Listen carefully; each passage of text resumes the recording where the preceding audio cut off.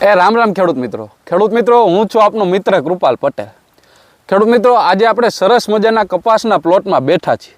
આ કપાસ અત્યારે 55 દિવસનો કપાસ છે। કપાસ જોતા જ આનંદ આવી જાય।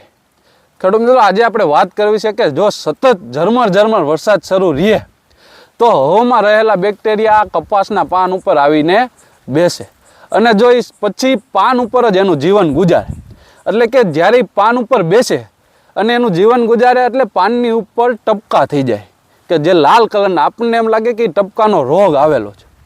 ખેડૂત મિત્રો, 24 કલાક ઝરમર વરસાદ વરે પછી ખરેડ નીકળે એટલે તરત જ આપણે જે દવાનો છંટકાવ કરીએ છીએ એની સાથે સ્ટેપ્રોસાયક્લિનની પડીકી અથવા તો કોપર એ જો સાથે આપી દઈએ તો એમાંથી ઘણો ફાયદો થાય છે અને ઉત્પાદનમાં પણ ઘટાડો થતો નથી। આવી જ સારી માહિતી માટે અમારી ચેનલને સબસ્ક્રાઈબ કરો, અમારા આ વિડીયોને ઘણા ખેડૂતો સુધી શેર કરો અને અમારા વિડીયોને લાઈક કરો। અને બીજી સરસ માહિતી માટે